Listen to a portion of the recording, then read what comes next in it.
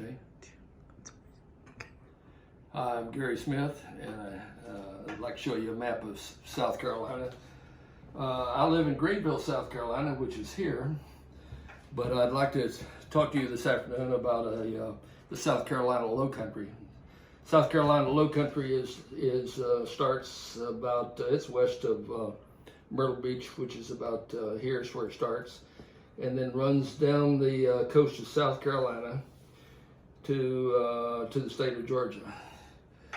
And a number of rivers flow through the low country. It's a very beautiful area, live oaks, and saltwater marshes with seagrass. Just a wonderful area to visit. The low country rivers flow into the Atlantic Ocean. This is the Atlantic Ocean. The rivers rise and fall because of the ocean tides. In the antebellum period, prior to the Civil War, African American slaves built dikes along low country rivers to trap water passing through gates in the dikes at high tide, thus creating freshwater ponds at the exact depth needed to cultivate rice.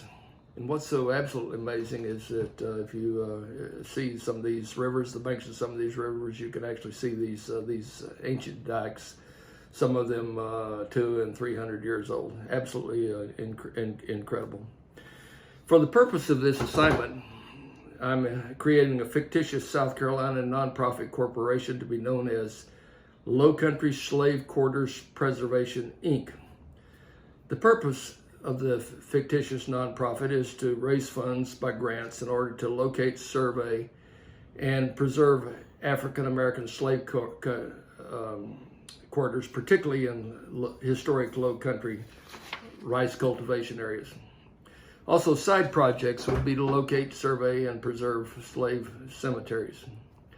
My wife Betty and I have made a number of trips to the South Carolina low country over the years to tour antebellum plantations. And one of the best preserved rice plantation is a bed and breakfast where we stayed that is called Mansfield Plantation. The plantation was established in 1718 on the banks of the Black River in the vicinity of Georgetown, South Carolina. In antebellum days, the plantation spanned nearly 1,000 acres of pine forests, live oaks, cypress swamps, and rice fields. Mansfield Plantation was once the largest rice-producing plantation in the antebellum South. And also there were other rice plantations up and down the Black River and other rivers that ran through the low country.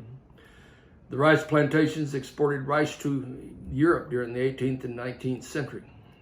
Slave cabins and a slave chapel are at Mansfield Plantation, and most of the slave cabins are in good condition. However, Betty and I saw one in which the roof was collapsing into the structure. This is an example of a slave cabin that would meet the criteria of a preservation project by Low Country Slave Quarters Preservation, Inc. I invite you to visit 2 YouTube links in the bibliography that show low country slave cabins.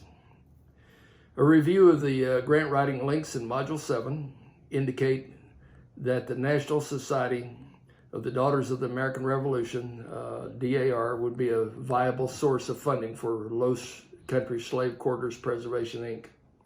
The DAR mission statement indicates that historic preservation is a primary mission area and that the DAR has saved historic properties and erected historical markers and digitized documents at projects around the world. Sounds like DAR would be a good fit with our fictitious nonprofit. Thank you very much.